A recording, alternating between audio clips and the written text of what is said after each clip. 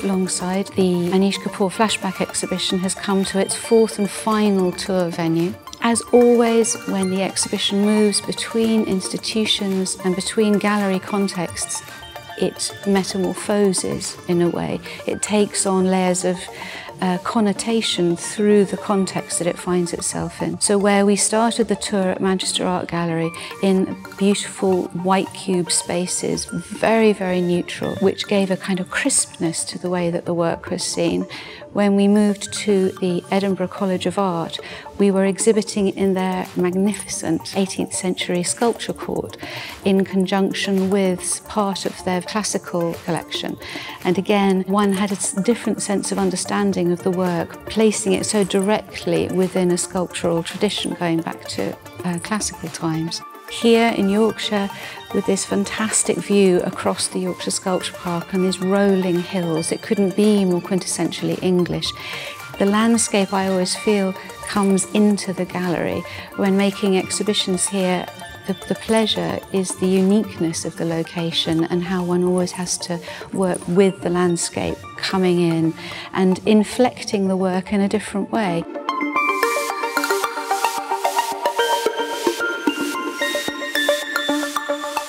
There is this existing relationship to the landscape within the way that Anish strategizes placing the work, but the relationship between Kapoor and landscape is much deeper than that. Anish grew up in Mumbai and he has spoken about a very formative experience he had visiting the Elephanta caves in Mumbai, and this powerful experience he had of this extraordinary geological phenomenon that is the Elephanta caves, and this experience of the void, which is something which has informed his career and his work ever since. So in the exhibition, what you see is a number of works that play with this idea of the void. Pieces like this is in the collection of the British Council, performs this conjuring trick. When one approaches it from the side, you understand it as a cup-shaped object sitting directly onto the wall, and yet as you walk to the front of it, one is completely disorientated. You're looking into an almost unfathomable depth. You have this sense of the infinite, which is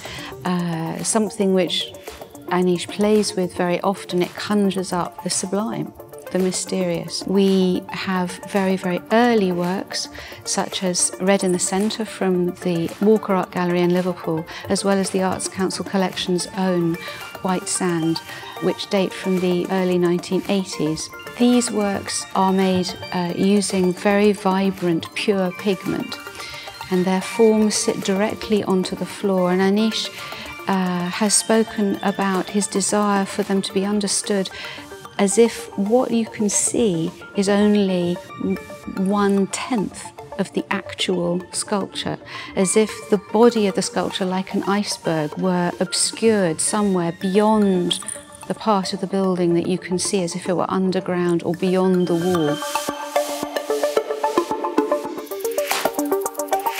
The other material that we're foregrounding in this exhibition here is the very highly polished stainless steel, and these works have become increasingly prominent in Anish's work. Here he's playing with reflection, the way that reflection can invert reality and make you question your position in it. As you walk closer towards the sculpture, your reflection becomes more and more distorted.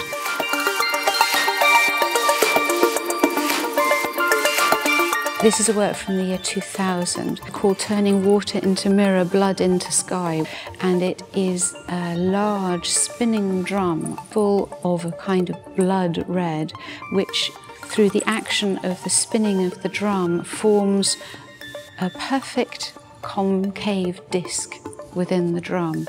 When you first approach it, you're not quite sure what it's made of, and it clearly references the red steel disc behind it.